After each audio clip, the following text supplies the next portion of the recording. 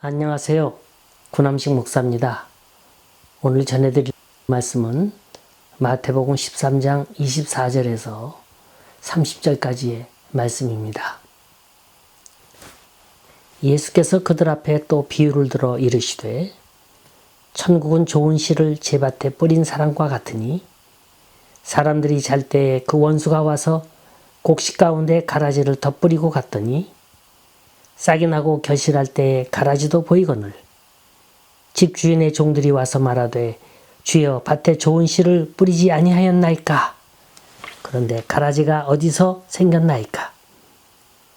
주인이 이르되 원수가 이렇게 하였구나. 종들이 말하되 그러면 우리가 가서 이것을 뽑기를 원하시나이까? 주인이 이르되 가만두라. 가라지를 뽑다가 곡식까지 뽑을까 염려하노라. 둘 다 추수 때까지 함께 자라게 두라. 추수 때에 내가 추수꾼들에게 말하기를 가라지는 먼저 거두어 불사르게 단으로 묶고 곡식은 모아 내 곡간에 넣으라 하리라. 지금 우린 가치의 혼돈 시대에 살고 있습니다. 누가 진짜고 누가 가짜인지, 무엇이 진짜고 무엇이 가짜인지, 어디가 진짜고 어디가 가짜인지 정말로 구분할 수 없는 혼돈의 시대를 살아가고 있어요. 진짜를 말하는 사람들의 입은 다 틀어막고 그런가 하면 한편에서는 가짜를 미화시키고 감추기 위해서 필사의 사투를 벌이는 혼탁한 세상 속에 살고 있습니다.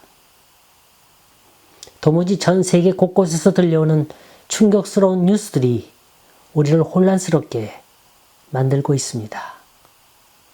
진짜를 가짜로 만들고 가짜를 진짜로 만드는 이 매스미디어의 횡포는 우리의 가슴을 더욱더 불안하게 하고 또 어둡게 만들고 있습니다. 아마도 지난 한 주간 잠도 제대로 못 자고 설치신 분들 많을 겁니다. 어떤 분은 실망하는 분도 있을 것이고 어떤 분은 끌어오는 분을 달래는 분도 있을 것이고 또 반대로 이젠 살았다, 새 세상이 왔다 하면서 박수치며 기뻐하는 분도 있을 겁니다.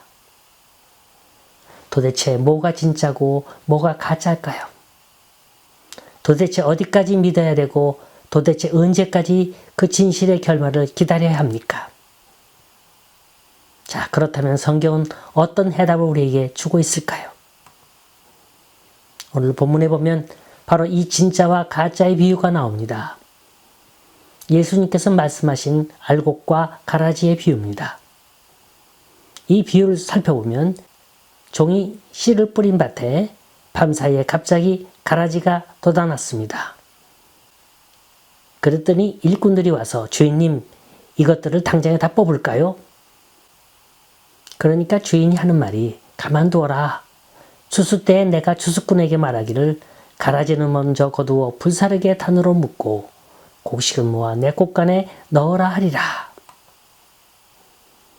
일꾼들이 서둘러 가라지를 뽑겠다고 할 때 주인은 성급히 말립니다. 그 이유는 잡초를 단번에 없앴다간 곡식과 잔디까지 다 상하게 된다는 거예요. 그러니 너무 성급하게 서두르지 말라는 겁니다.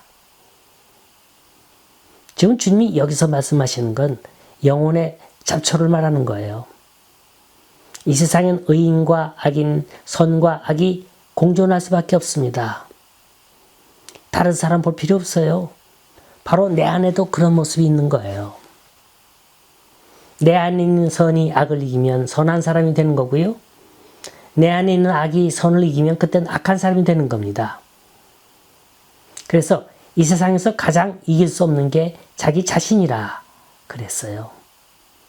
못 믿을 게 당신이 아니라 못 믿을 게 바로 내 자신인 거예요.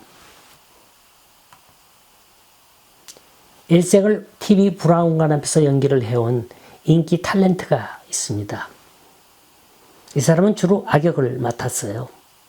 아주 천연덕스럽게 잘 연기했습니다. 근데 보이는 그 모습을 보면서 그게 그렇게 어색하고 이상하더랍니다. 그런데 진짜로 몰래 카메라로 이 사람의 화난 모습을 찍었습니다. 그리고 그걸 본인에게 보여줬죠. 그랬더니 그때 상황이 정말로 그럴 수밖에 없었노라고, 화낼 수밖에 없었노라고 설명하더랍니다. 다른 사람들이 보기에는 연기하는 모습이나 진짜의 모습이나 다 똑같이 보이는데 본인만은 연기하는 모습과 실제의 모습을 너무나 잘 구별하고 있더라는 거예요. 여러분, 한번 거울에 가서 자신의 모습을 한번 쳐다보세요. 그리고 자신의 환하고 성난 모습과 지극히 평온하고 사랑이 충만한 모습을 비교해 보세요. 똑같은 얼굴인데도 내 자신 속에 두 개의 얼굴이 있음을 볼 수 있게 될 겁니다. 내가 내 자신마저도 통제할 수 없는 세상이에요. 화를 내면서도 이게 정말 나인지 실망을 느낄 때가 있고요. 선을 베풀면서 스스로 긍지를 느낄 때도 있습니다. 이렇게 내 안에서도 진짜와 가짜 두 개의 나가 있어요. 어느 땐 진짜 내가 누구인지 모를 때가 있고요. 혼돈이 될 때가 있어요. 그렇다면 감히 누가 누구를 평가할 수 있겠습니까? 흔히 우리가 조금 믿음이 생기면 누구나 한 번쯤은 물어볼 수 있는 질문이 있습니다. 첫째, 하나님이 이 세상을 지어놓고 그렇게 좋아하셨다 그러는데 왜 우리 주위에는 잡초가 많고 악한 사람이 많을까요? 하는 질문입니다. LA 한인타운 소도강경점에 있는 그 파킹랏에 가면 저쪽 구석으로 지하로 내려가는 파킹랏이 있어요. 꾸불꾸불 두 차례나 휘감아 내려가는 긴 파킹랏입니다. 한 번은 그곳에 갔다가 봉변당한 적이 있어요. 자해 공갈단을 만났습니다. 한 30대 초반인 것 같아요. 두 사람이 탔습니다. 이 사람들은 내가 그 지하 파킹랏으로 들어가는 걸 보고 나를 표적으로 삼은 겁니다. 난 그들이 내 뒤에 쫓아오는 줄도 몰랐어요. 파킹랏을 열심히 찾고 있었기 때문에 뒤를 돌아볼 수 있는 상황도 아니었죠. 그러다가 다시 후진하는 상황이 생겼는데 갑자기 꽝 하는 소리가 나는 거예요. 다시 말해서 거기는 막다른 길이었기 때문에 후진할 수밖에 없는 그런 상황이었어요. 이걸 노리고 내 차 뒤를 바짝 따라붙은 겁니다. 아니나 다를까 이 두 사람이 차에서 내려가지고 목덜미를 만지면서 목이 뻐근하대요. 그래서 말하는 폼새가 현찰로 흥정하는 것 같았습니다. 단단히 벼르고 나오는 거예요. 아마도 내가 예리하고 어숙하게 보였나 보죠. 내려서 차를 보니까 그 차도 내 차도 아무렇지도 않아요. 그냥 소리만 요란한 거였어요. 웬만하면 갈 법한데 이 나쁜 놈들이 찐득이 붙어가지고 가지 않는 거예요. 전 그때 빨리 눈치챘죠. 주머니에서 전화를 꺼냈어요. 911을 불러서 여기 사고가 났다고 경찰을 보내달라고. 그랬더니 어느 순간에 이 두 사람이 사라져버리고 말았습니다. 세상에 이런 잡초 같은 인간들도 많아요. 어느 땐 억울한 일 당하고도 말 한마디 못할 때가 있습니다. 세상에 이런 나쁜 놈들 하면서 손 한 번 못 쏘는 일들이 우리 주변에는 수없이 일어납니다. 하나님은 왜 이들을 그냥 놔두시는 걸까요? 왜 이들 때문에 선한 사람들이 피해를 봐야 되고 우리의 믿음까지도 상처를 입어야 합니까? 그 이유는 가라지를 뽑다가 곡식까지 뽑을까 염려하기 때문에. 마치 밭에는 곡식과 함께 가라지가 자라는 것처럼 세상에는 선한 사람, 악한 사람이 함께 공존하는 겁니다. 주님은 악한 사람이 예쁘고 고와서 그냥 놓아두시는 거 아니에요. 지금 당장 제거하자니 의로운 사람, 선한 사람들까지 다치게 되기 때문에 그냥 놔두시는 거예요. 원래 잡초란 번식력이 강합니다. 아무리 돌짝밭이라도 물과 빛이 있으면 그 사이를 비집고 나오는 게 잡초예요. 이렇게 무성하고 이렇게 강한 잡초를 우리가 무슨 힘으로 제거할 수가 있겠습니까? 여러분, 세상이 거칠고 악하다고 통탄하지 마세요. 또 이걸 내 힘으로 어떻게 해보겠다 자신하지도 마세요. 예로부터 법이 발달한 나라를 봅니다. 이 말은 그만큼 범죄도 발달했다는 거예요. 죄가 없으면 법도 필요할 리 없겠죠. 우리가 악과 대항하려고 하면 할수록 또 다른 힘새 나기 머리를 들고 나오게 마련인 겁니다. 이러면 점점 악순환이 되는 거고 결국엔 우린 지치고 맙니다. 우린 심판관이 아니에요. 하나님께 맡기세요. 가라지를 제거하고 잡초를 제거하는 건 하나님 짭이지 우리 짭이 아닌 거예요. 두 번째로, 진짜와 가짜가 많은 세상 속에서 우리가 물을 수 있는 질문은 그럼 교회는 어떠냐 하는 겁니다. 정말로 교회야말로 언제나 사랑이 많고 웃음이 많고 기쁨이 충만한 은혜의 꽃동산이냐 하는 겁니다. 이건 이상이에요. 이건 꿈입니다. 이 지구촌 위에 그런 교회는 한 군데도 없어요. 교회 이름이 꽃피는 언덕교회가 있어요. 그렇다고 해서 늘 그 교회에 사시사철 꽃만 피는 게 아닙니다. 또 LA 한인타운에 가보면요, 해 돋는 교회라 있어요. 그렇다고 24시간 해가 돋는 게 아닙니다. 사랑의 교회, 은혜 교회, 샘 솟는 교회, 참 좋지. 얼마나 이름 좋습니까? 초신자들이 교회에 들어올 때 많은 기대를 갖고 옵니다. 그런데 그 기대가 오래가지 않아서 큰 실망을 안고 떠나가는 현실을 우리는 어떻게 설명해야 합니까? 인도의 시성 간디는 말하기를 오늘날 그리스도의 가장 큰 적은 바로 기독교다 라고 말했어요. 이 말은 먼저 믿은 우리가 마치 바리새인처럼 천국문을 가로막고 자기도 들어가지 않고 남도 못 들어가게 한다는 말입니다. 세례교인이라고 다 성도는 아니에요. 그 안에도 알곡과 쭉정이가 함께 섞여 있습니다. 얼른 봐서 누가 쭉정이고 누가 알곡인지는 분간할 수가 없어요. 알곡 같은 쭉정이가 있고 쭉정이 같은 알곡도 있습니다. 진짜와 가짜가 함께 공존하는 거예요. 심지어 예수께서 택하신 12제자 가운데도 가룟 유다 같은 가라지가 있었습니다. 그러나 예수께서는 그 가라지를 당장에 뽑아내려 하지 않았습니다. 그 이유는 다른 11제자까지도 다치기 때문에 그런 거예요. 여러분, 마땅히 신성해야 할 교회 안에 언짢은 일이 있다고 해서 너무 실망하지 마세요. 이건 너무나도 당연한 현상입니다. 지금 우리의 할 일은 누군 이렇고 누군 저렇고 남의 일 갖고 시비할 게 아닙니다. 오히려 먼저 믿은 우리는 자신을 살펴봐야 합니다. 혹시라도 내 자신이 가라지의 역할을 하고 있지는 않은지 돌이켜봐야 합니다. 25절에 보면 원수 마귀가 밭에 가라지를 뿌린 시간이 나옵니다. 여기 보면 잠잘 때라 그랬어요. 이건 우리의 영혼이 잠들 때를 말합니다. 기도 생활 게을리하고 교회 생활 게을리하고 봉사 생활 게을리할 때 우리 영혼에는 어둠이 찾아옵니다. 주님은 우리 믿는 성도를 가리켜서 너희는 세상의 빛이요 세상의 소금이라 하셨습니다. 빛이 그 빛을 잃으면 어둠이 됩니다.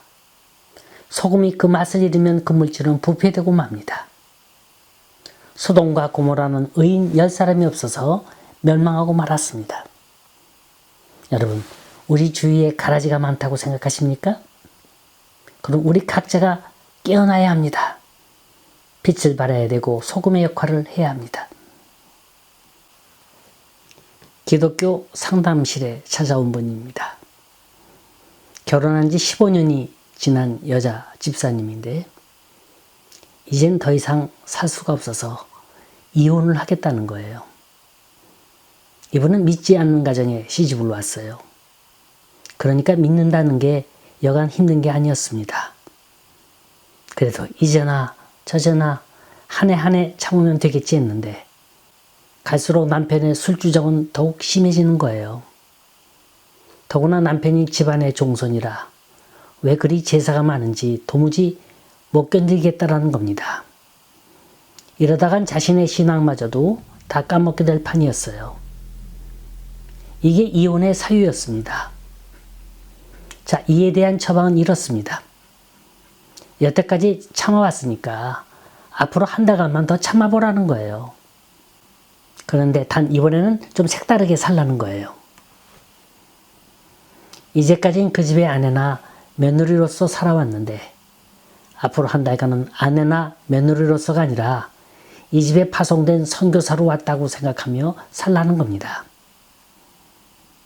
그래서 이분은 정말 한 달간은 난 죽었노라 하면서 살았답니다.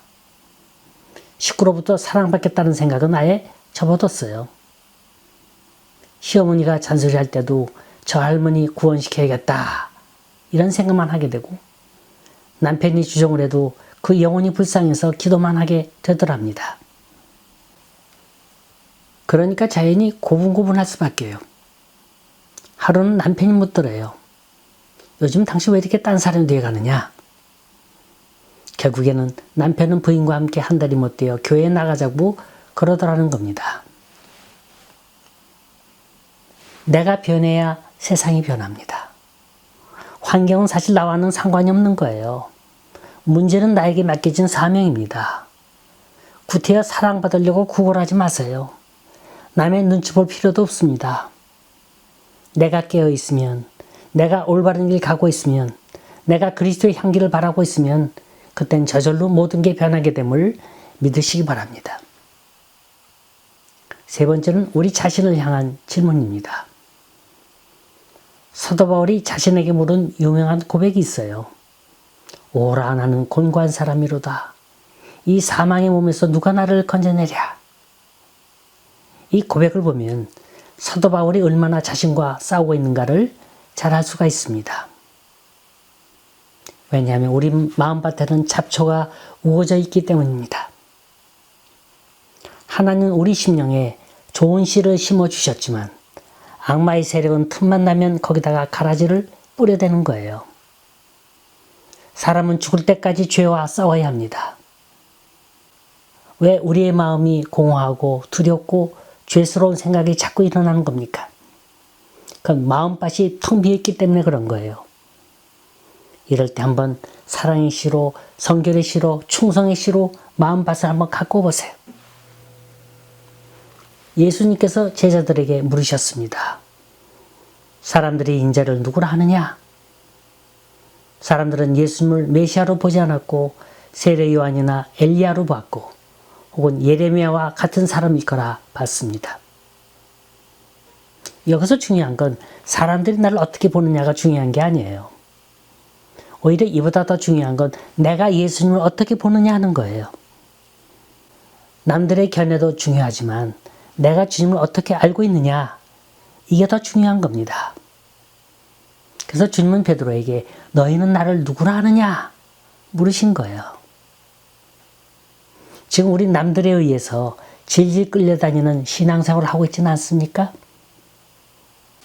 남의 이목이 두렵고 남의 비판이 두렵고 남의 평가가 두렵습니까? 본문 41절에 보면 사탄의 역사는 모든 넘어지게 하는 것이라 묘사하고 있습니다. 사탄은 언제나 참소자요, 파괴자요, 이간자요, 넘어지게 하는 자입니다. 과연 우리는 어느 편에 서 있습니까? 알곡입니까? 쭉정입니까? 주님 편입니까? 세상 편입니까? 다음으로 주님께 드리는 신앙 고백은 성령이 움직여주시는 고백이어야 합니다. 신앙생활은 지적인 생활이 아니고 영적인 생활인 거예요. 아무리 고명한 학자들이 모여서 머리 맞대고 의논한다고 해서 거기에 참다운 신앙 고백이 나올 수가 없는 거예요. 참다운 신앙 고백은 나와 주님이 부딪혀야 합니다. 직접 만나야 합니다. 여러분, 주님과 만날 수 있는 기회를 자꾸 만드세요. 제가 유튜브를 하는 이유를 말씀드릴까요? 사실은 내 영혼이 살기 위해서예요. 일주일에 2편의 설교 말씀을 내보낼 때 그게 어디 쉬운 줄 아세요? 현역으로 있을 때보다도 몇 배나 힘들고 바쁩니다. 아직도 위산 역류증으로 인해서 식도가 많이 상했어요. 어느 땐 음성이 제대로 나오질 않습니다. 쉰 소리가 나요. 단어 하나하나를 발음하는 게 얼마나 힘든지 모릅니다. 거기다가 기침이 나오죠. 가래가 끓어요. 그래서 카메라 앞에서 녹화를 하다가 도중에 꺼버리는 게 한두 번이 아닙니다. 어느 땐 20여 분 좀 넘는 말씀을 녹화하다가 반나절을 다 보내는 때도 있습니다. 그렇다고 누가 옆에서 도와주는 것도 아니에요. 혼자서 카메라 만지고 마이크 설치하고 조명도 손을 내야 되고 또 녹음된 영상을 편집도 해야 합니다. 그러다 보면 내 몸은 어느덧 파김치가 되고 맙니다. 그러면서 기도하는 거예요. 하나님, 평생을 개척교회 선교왔던 목사입니다. 제가 뭘 더 바라겠습니까? 이 말씀을 듣고 한두 사람이라도 은혜 받고 위로받고 주님께 돌아온 사람이 있다면 전 이 고통 감내하겠습니다. 이렇게 기도하다 보면 힘이 솟고요. 그러면서 제 건강은 조금씩 회복되어 가는 거예요. 제가 유튜브를 하는 건 이렇게 주님께 가까이 갈 기회를 자꾸 만들기 위해서인 겁니다. 그러면서 말씀 보고 묵상하고 또 기도하고 이렇게 억지로라도 내 자신을 올가매야 주님께 더 가까이 갈 수 있어서 그런 겁니다. 마지막으로 우리가 참 신앙을 가지려면 생활이 뒤따르는 행동하는 신앙이 되어야 합니다. 우린 버릴 때 버릴 줄 알고 취할 때 취할 줄 알아야 합니다. 우린 과거의 못된 가라지들을 과감히 벗어 던져야 합니다. 어떤 죄수한 사람이 탈옥을 해서 도망을 갑니다. 그러니까 간수들이 사냥개를 앞세우고 추적해 옵니다. 얼마나 냄새를 잘 맡는지 거리가 점점 좁혀오고 있어요. 이제 잡히는 건 시간 문제입니다. 자, 어떻게 해야 이 죄수가 위기를 벗어날 수가 있을까요? 마침 눈앞에 개울이 흘러요. 방법은 둘 중에 하나입니다.